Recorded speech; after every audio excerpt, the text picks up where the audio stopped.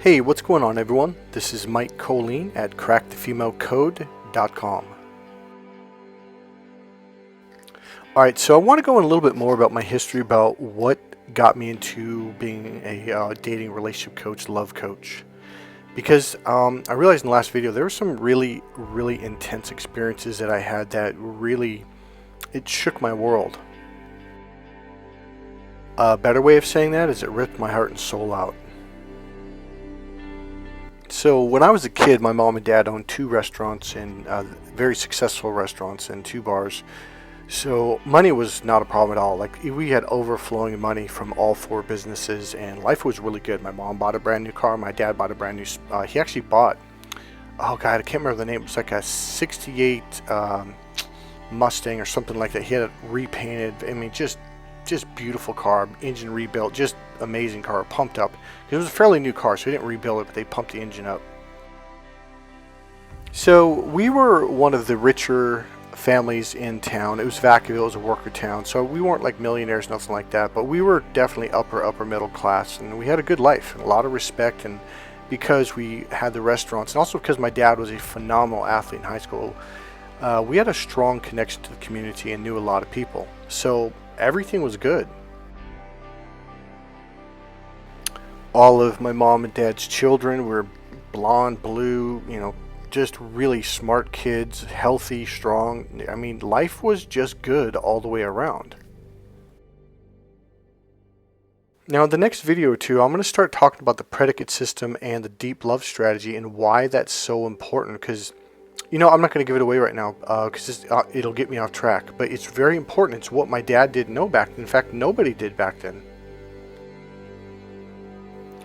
So my mom would just like yell and scream, and this went on and on. I remember going to bed at night as a little kid. I mean, not 2, 3, 4 years old. I would just hear my mom screaming from upstairs, and like we're talking like 9, 10, 11, maybe even midnight, and it would just like, I would toss and turn. It was really hard as a kid to see your parents. Really, it was my mom going after my dad. It was just, and the thing is, my dad loved my mom with all his heart and all his soul. And, that's what we're told as men, like, got to make a lot of money, got to be successful, you got to be athletic, you got to be loving. Everything my dad was. So long story short, she kicked him out, and I remember the day when he packed his stuff and moved out, and it was the saddest day of my life. I mean, there was a moment in the bedroom where I walked in, and he was just, I'd never seen my dad that sad. So we moved away, lost touch with my dad for about 15 plus years, and so I went through my own thing, talking to girls in middle school, and then finally getting into a relationship in high school, and it was beautiful. Right here, this is my point. It was the most beautiful relationship you could ever imagine. We were in love, everything was perfect, and in fact, the school had said we were the perfect couple because after 2 years, people were like, have you guys ever been in an argument? I was like, no, why? Like, have you guys ever yelled and fought? And we're like, no, why? And in fact, to be honest with you, it was kind of a foreign concept to us. We're like, no. So they tagged us the perfect couple. So sure enough, her friends got into her ears. I would call these people narcissists or snakes, whatever you want to call them.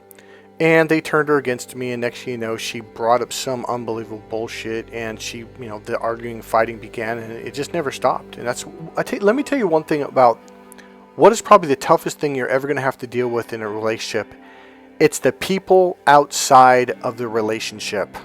The people that are jealous, the people that are fucking pissed because you guys are happy, and either they're single, or their marriage or relationship sucks and there's no joy. So what are they going to do? They're going to take a big old shit on your relationship. So I'll make another video about that. This is not what this video is about. So long story short, the most beautiful thing in the world really went to fucking shit.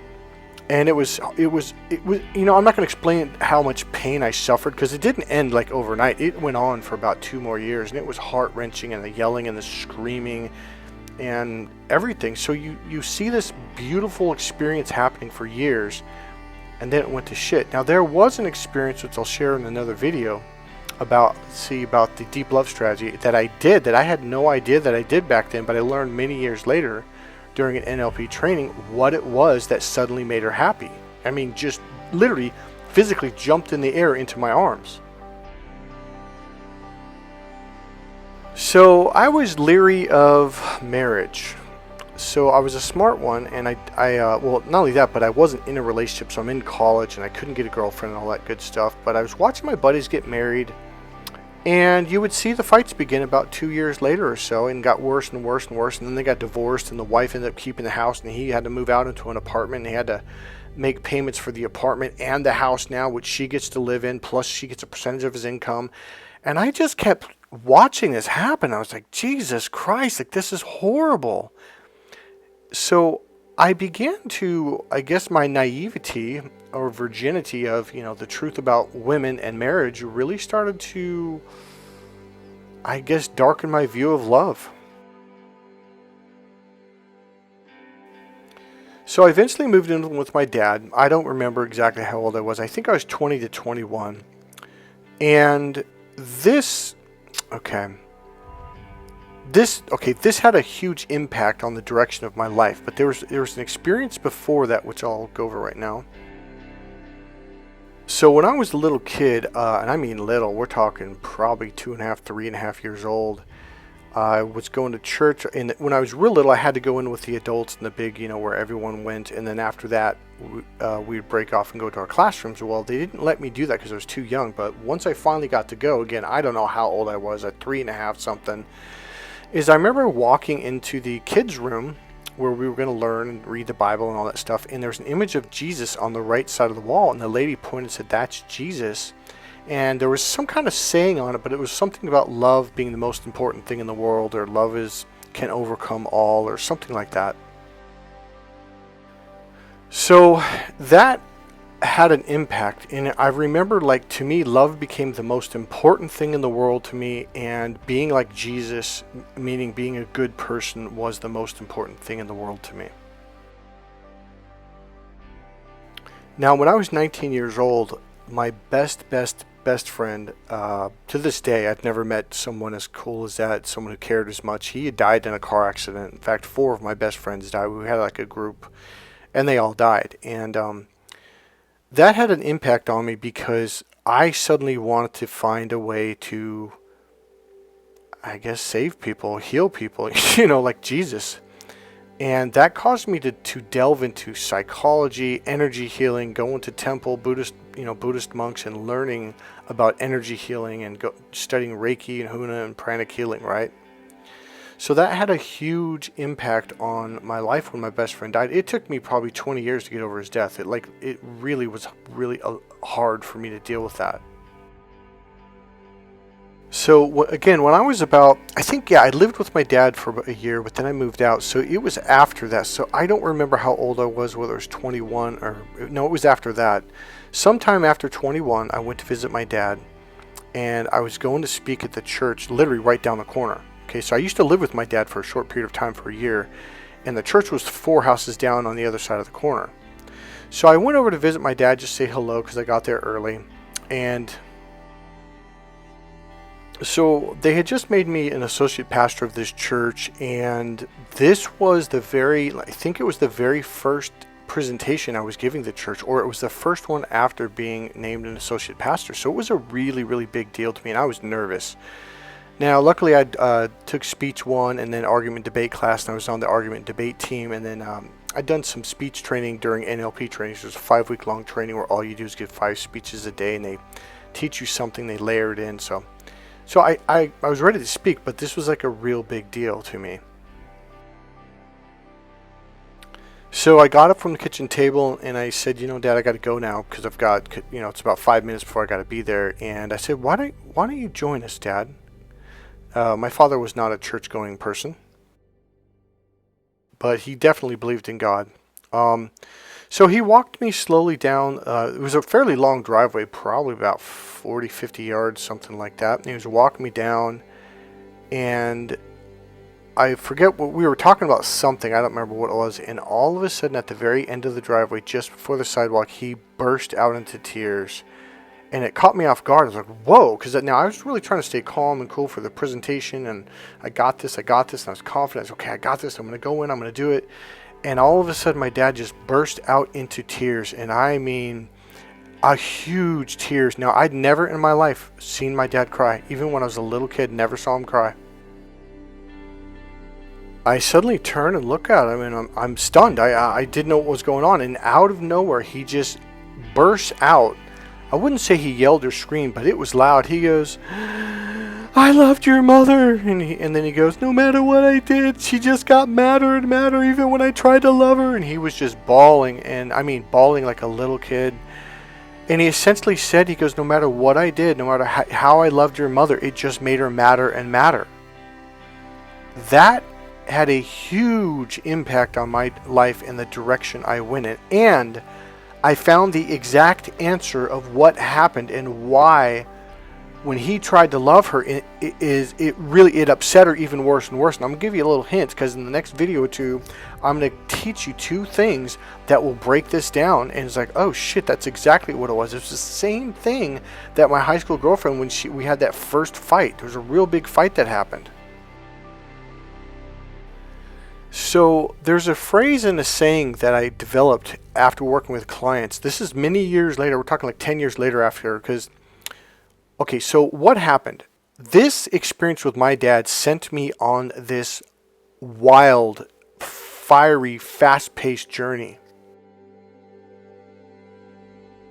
I didn't even know what I was doing. It was so unconscious. It wasn't. Now, as I look back now, I was like, yeah, that's exactly what I was doing. I started reading the Bible every single day, morning, noon, and night. It's like I was looking for something, but I didn't know what it was I was looking for, and I didn't even realize I was looking for something.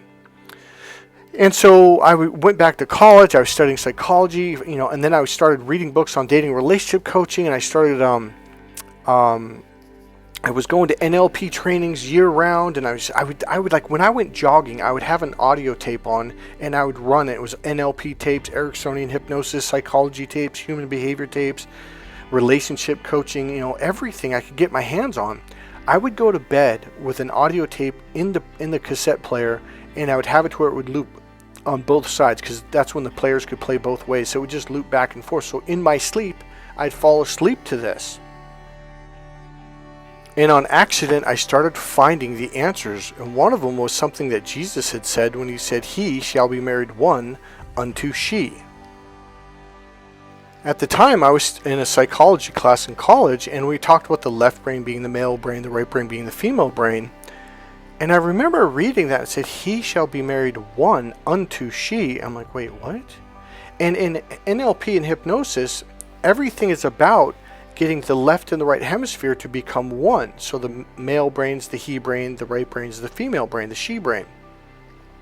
And the whole goal is to get both these brains in symmetry, so let's say the left brain is on a certain rhythm, certain beat, doot, doot, doot, doot, and the right brain's like, whirr, whirr. These are 2 different rhythms, and thus they can't communicate to each other. And learning about meditation, consciousness, and also in psychology, they are all saying the goal is to get the 2 hemispheres in sync with each other, on the same beat, the same rhythm, the same track. Now you have fluid communication. This is what we call consciousness. And then at the same time, Pastor Rex kept going over this one word. It was atonement, or to atone. And he said these are 2 separate words. If you break it in half, it goes at one, atonement, right? So it means to be at one. So I was learning all of this stuff at the same exact time, the same months, weeks, and from psychology books, psychology class, hypnosis, NLP, energy healing, and also some things I was learning from Buddhist monks. Like everything combined, I was like, Jesus Christ. And this is the one thing they told us in therapy. It was like, hey, the whole goal is to get people in rhythm, in sync with the left and right brain. So when Jesus says he shall be married one unto she, well, that means atonement. To atone literally means to be at one versus being divided. What do they say in the Bible? The devil's going to divide you between yourself. It's going to get inside you and divide the 2 of you. And that's why mankind is so fucked up. So Sunday, I showed up to church early, and I went to Pastor Rex, and I said, hey, and I pointed out the Bible and what I learned in psychology, blah, blah, blah. He goes, yes. He goes, Michael, I've been going over this every single week for like 2 months now. And I went, oh, you have? He goes, yes. Because I said, so this literally means when Jesus says this, to be at one left and right hemisphere. He goes, yes. That's what I've literally been saying. But this is psychology. He goes, Michael, it's the same thing. So one of the biggest core pieces of the course is conditioning into you how to be conscious and how to be what's called internal, which means your left and right hemispheres are in sync. When you can do that, women will be drawn to you. They're like, whoa, because it gives them clarity. Because one thing about a woman's brain, unless she's really worked at this, she's kind of scattered more than half the time. And even when she's not scattered, if she walks into a room and she sees a man that has clarity between the left and right hemisphere, boom, unconsciously, it draws her to him emotionally. Because the number one thing that women are looking for is to be emotionally grounded, and they get that through emotional fulfillment. Now, there's a secret in my course that I'll teach to you on how to create this experience with a woman. So the same thing would be said. The number one thing a woman is looking for in life, not just relationships, but especially in relationships, is clarity. Because when a woman's right brain goes off the rails and she's scattered and it is an emotionally terrifying hurricane for her. So what I do is I teach men how to be solid and rock solid and grounded emotionally. Boom, you learn how to do that, she will come to you and she will cling to you. Problem is, the modern male is scattered as fuck. We're stuck in our left brain. We're not even open to our right brain, which is the emotionally grounded brain. It's literally, you know what it's literally like? It's literally like when you have a cord and you plug it in the wall. Every cord has a grounding, like you know how they have 3 prongs? Well, the third one on the bottom is the grounding one that connects to the grounding wire, which goes down into the earth.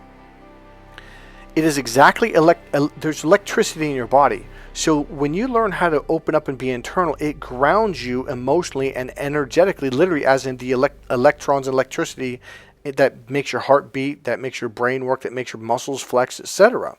It literally grounds you emotionally, and this is the number one thing women are looking for in a relationship. Because most men, modern men, are so left brain, logical, linear, it freaking takes her out of being grounded and sends her out into the freaking moon, like scattered like a rocket going out of control. So being a man is what most men don't know how to be. Now they say, I'm a man, I'm a man. Saying you're a man does not make you a fucking man. But learning how to emotionally ground yourself, then you'll be like, oh, so this is what it means to be a man. Because a lot of guys will be really skinny, have never done boxing or kickboxing, have never lifted a weight, and women will look at him and go, that's a man. And you're like, that guy, that little wimp? What are you talking about? It's because he's emotionally grounded. So you, this weightlifting, testosterone, steroid shooting, bulked up fucking male, what that does, it shoots you into your little boy brain. It means you're a little boy, not a man. Now, that doesn't mean that if you have muscles, you can't be a man. That's not what I'm saying. But I'm saying muscles is not the indicator. Fighting abilities and skills is not an indicator of being a man to a woman. And this really pisses men off because our whole life is dedicated to this. And we really think, well, I'm a man, when you're actually being a little boy. So when I was about, 30 some years old, I remember I called my mom one day and she just got really mad at my dad. Like, even here, they've been divorced since I was 4.5 years old. So here it is, not quite 30 years, like 25 years, maybe a little more. And she's just fully enraged. And I said, Mom, Dad did love you. And she's, no, he didn't. Like, no. And I told her about when he broke down when I was going to church. And she's like, really? I go, Mom, Dad loved you with all his heart and all his soul.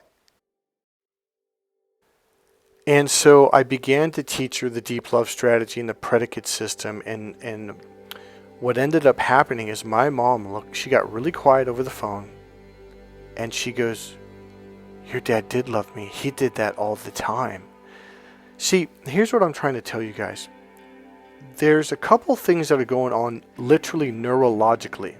And if you don't match up with the way they're wired neurologically, you can battle yourself in the face. You can make $1 million a day, buy a Ferrari every single day for the rest of your life, and a brand new $10 million home every month, a new one every month, and let her keep all the old ones. She will never in a fucking million fucking years believe that you fucking love her. And this is what women will say when you buy them stuff. It's like, well, it's nice, but that's not love. Because that's not love to a woman. That's love to a man.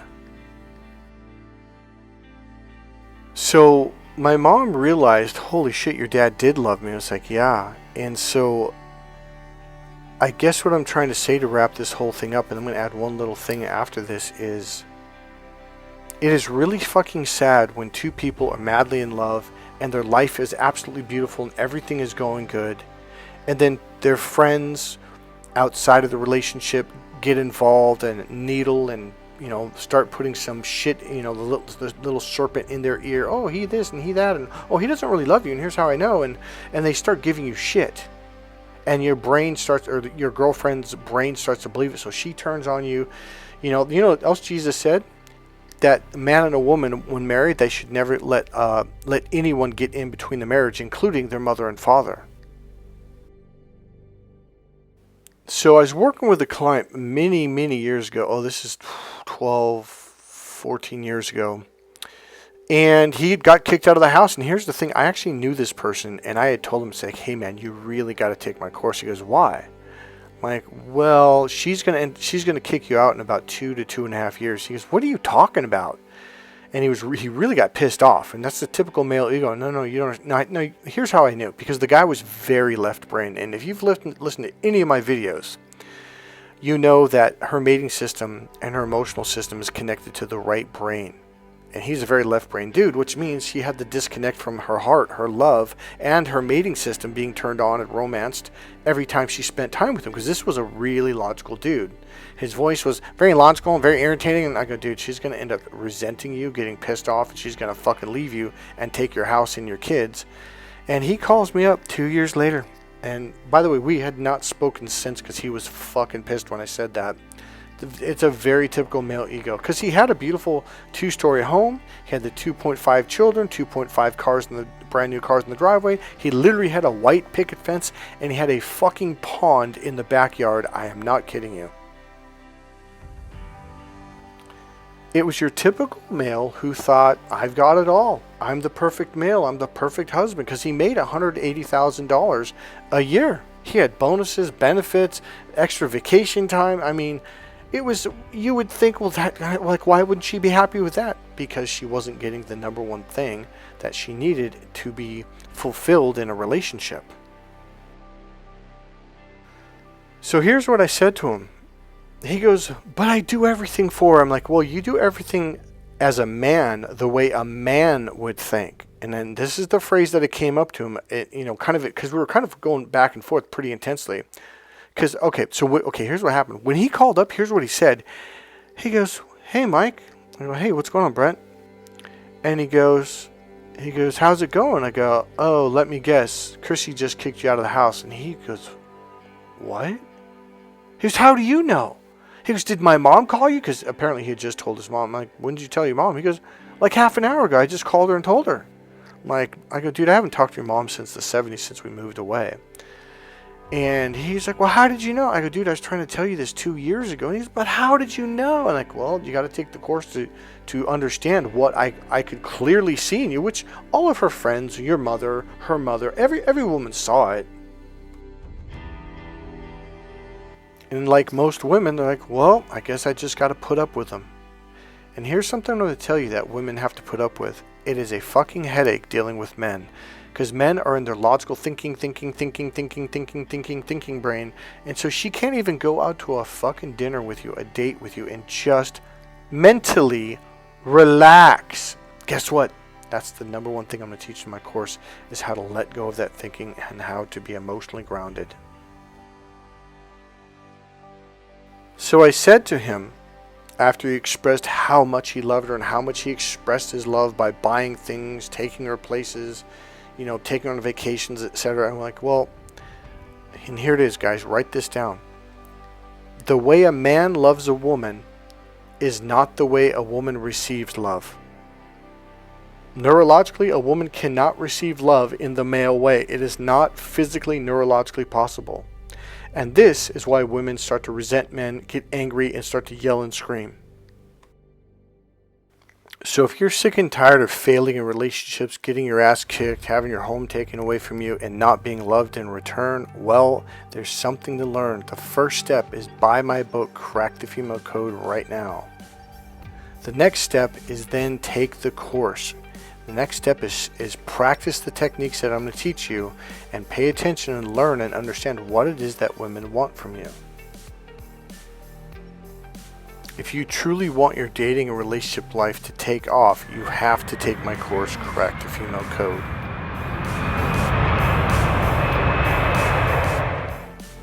Because once you learn how to give her what she wants, all of a sudden there's a power shift. The power shifts into your hands, into your ability, and now you have power in dating, relationships, and sex. And that includes attracting and seducing women.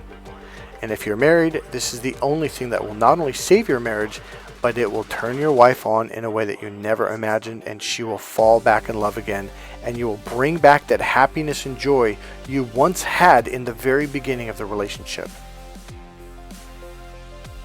Hey, thank you guys for listening. Remember, click subscribe, click like, and buy my book, Correct the Female Code. Bye.